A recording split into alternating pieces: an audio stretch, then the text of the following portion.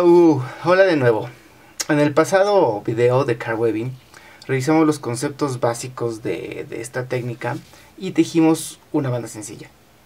En esta ocasión vamos a analizar cómo estos elementos básicos interactúan entre sí para poder formar el tejido, y con base en ello vamos a poder diseñar patrones. Esta es la banda que tejimos la vez pasada. Si recordamos, está tejida con 10 tarjetas. Todas estas tarjetas con las que estaba tejida estaban ensartadas en forma de Z. Todos los hilos son blancos, como aquí bien se puede ver. Y en cada vuelta, todas las tarjetas siempre avanzaban. Con estos elementos básicos obtuvimos lo que es esta banda. Y con base en eso vamos a analizar un poco cómo se forma el tejido para poder construir o idear patrones. Si observamos a detalle el tejido resultante, podemos observar a los puntos del tejido como líneas diagonales, que van de izquierda a derecha en este caso. Algo similar a la forma S o backslash.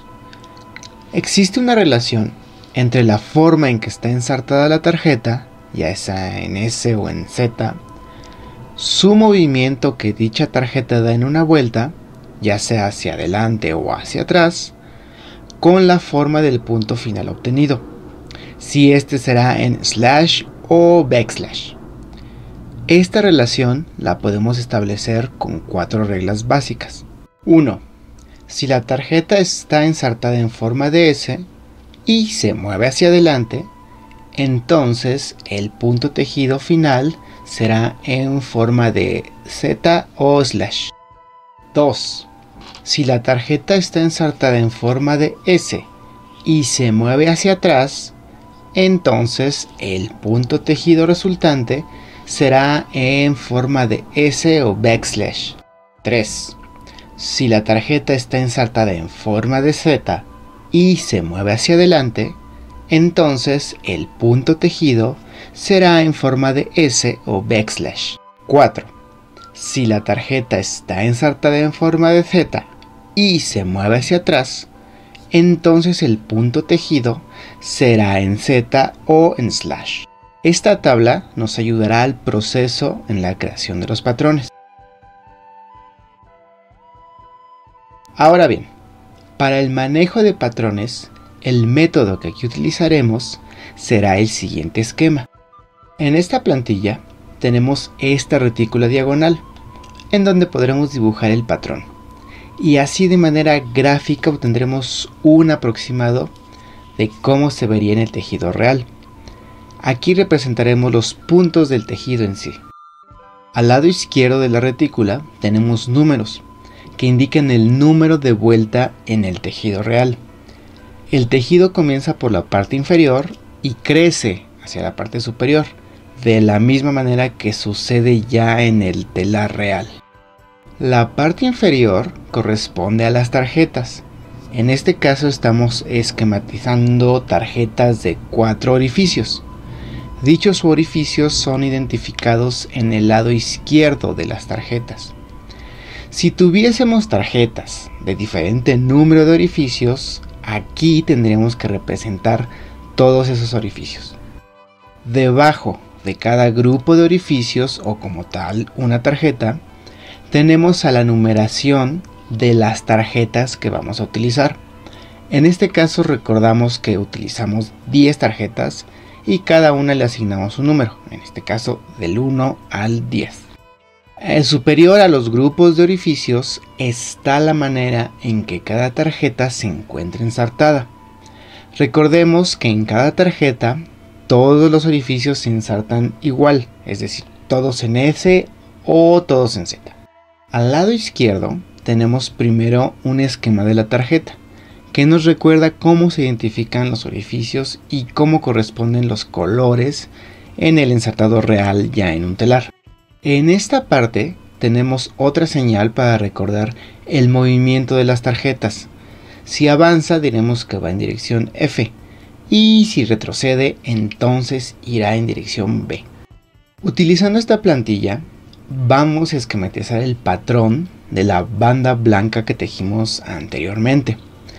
Lo refiero como un patrón, pero en realidad no hay tal patrón, ya que no hay diferencia de colores y por lo tanto no hay una forma o figura visible en el tejido.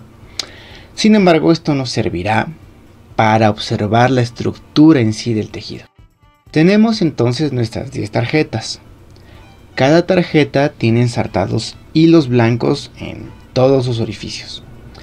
Estos hilos de color blanco los representamos aquí. En este caso, todos los orificios de las tarjetas los pintamos en color blanco. Todas las tarjetas en este caso estaban ensartadas en forma de Z, lo cual anotamos sobre cada tarjeta. En la región del patrón hay que representar los puntos tejidos resultantes y para eso tenemos dos opciones, que sean en slash o en backslash.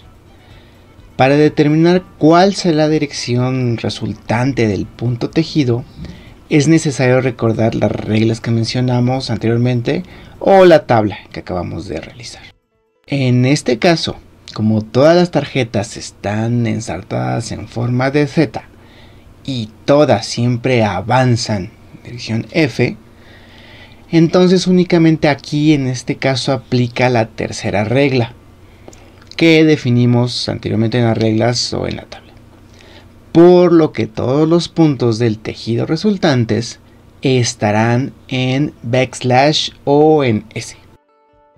Entonces, estos puntos resultantes los representamos en la retícula de esta manera. Finalmente, para ver de manera más fácil el movimiento de las tarjetas en cada vuelta, sobre los puntos de la retícula podemos anotar una letra F si es que avanza o una letra B si retrocede. De esta manera, el esquema nos ayuda a visualizar el tejido final y nos ayuda a ver cómo tejerlo.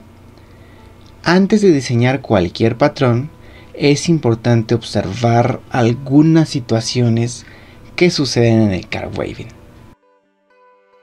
El mismo tejido con todos los puntos en backslash se hubiese podido obtener si todas las tarjetas hubiesen estado ensartadas en S y en cada vuelta todas retrocedieran en dirección B en lugar de avanzar, ya que aquí estaríamos utilizando siempre la regla de si la tarjeta está ensartada en S y el movimiento es para atrás, entonces el punto resultante está en S.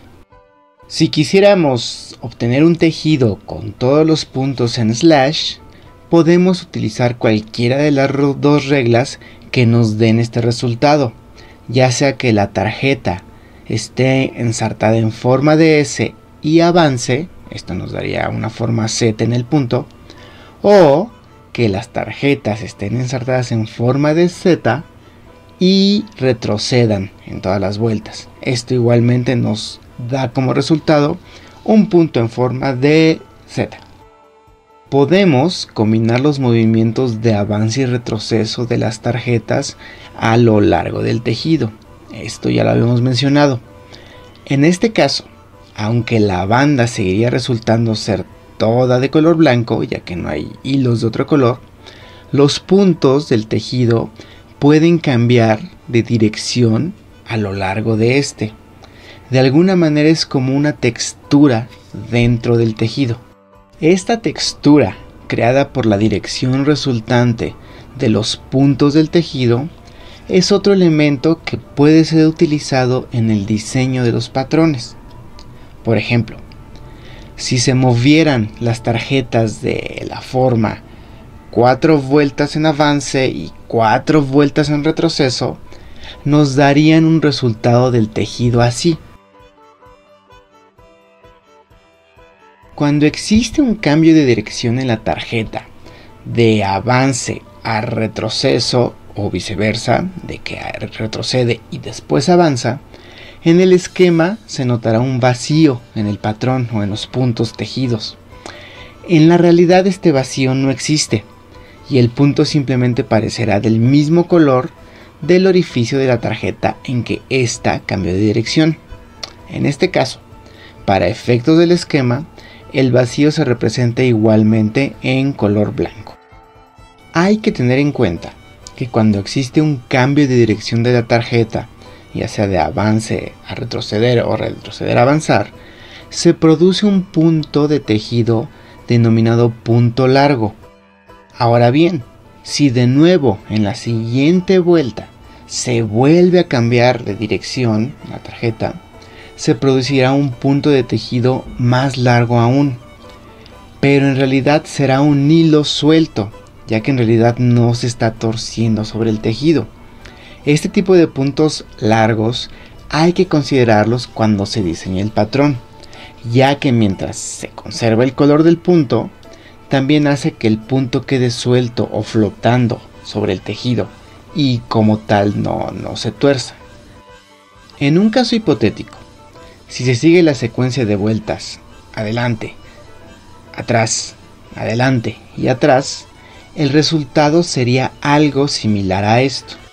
Si se requiere que el tejido tenga una consistencia firme, hay que considerar evitar el uso excesivo de este tipo de puntos largos en el tejido, ya que como quedan flotando los hilos, le resta consistencia al tejido en sí. De manera general, este esquema y esta tabla serán los elementos base para el diseño de patrones que estaremos haciendo en futuros videos. Para la próxima vez ya diseñaremos el primer patrón que vamos a hacer en Card Waving, pero sí hay que considerar todos estos elementos que acabamos de ver. Hasta la próxima, nos vemos en futuros videos.